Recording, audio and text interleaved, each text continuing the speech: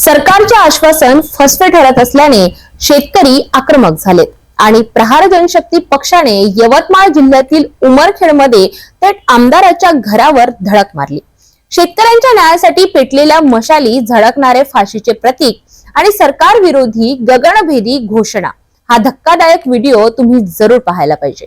रात्रीच्या अंधारात पेटलेल्या मशाली, हातात बॅनर आणि तोंडात घोषणांनी गगन दणाणून टाकेल। उमरखेडच्या भाजपा आमदार किसनराव वानखेडे यांच्या घरासमोर शेकडो शेतकरी आणि प्रहारचे कार्यकर्ते जमले। राज्य सरकारच्या खोट्या कर्जमाफीच्या आश्वासनावर रोष व्यक्त करत देवेंद्र फडणवीस यांच्या 7/12 कोरा करण्याच्या वक्तव्याची आठवण करून देण्यात आली। सरकार जागेवर जागेवर जागेवर सरकार जागेवर जागेवर जागेवर सरकार जागेवर जागेवर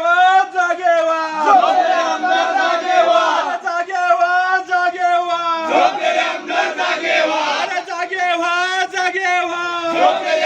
जागेवर मोर्चाचे नेतृत्व करणारे राहुल मोहितवार आणि अभिजित गंदेवार यांनी आमदारांच्या घरासमोरच प्रतिकात्मक फाशीचे पुतळे लटकवत या आत्महत्या थांबवा असा थेट इशारा सरकारला दिला। शेतकऱ्यांच्या हमीभाव, MREGS मधून संपूर्ण शेती कामे, दिव्यांगांना 6000 रुपये मासिक अशी विविध मागण्या घेत हे आंदोलन आक्रमक झालं। पोलीस यंत्रणा घटनास्थळी दाखल झाली। चोख बंदोबस्त लावत आंदोलकांना तात्पुरते पोलीस ठाण्यात स्थानबंद करण्यात आलं। मात्र शेतकऱ्यांच्या संतापाची आग आता राज्यात पसरत असल्याचं चित्र स्पष्ट आहे।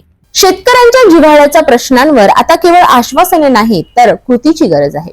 उमरखेडचा मशाल मोर्चा हे सरकारसाठी एक गंभीर इशारा आहे। जर 17 तारखेपर्यंत ठोस निर्णय झाला नाही तर आंदोलनाचा भडका संपूर्ण राज्यात उडू शकतो। आणि या संबंधित अपडेट बातम्या बघण्यासाठी तुम्ही बघत राहा सिटी न्यूज।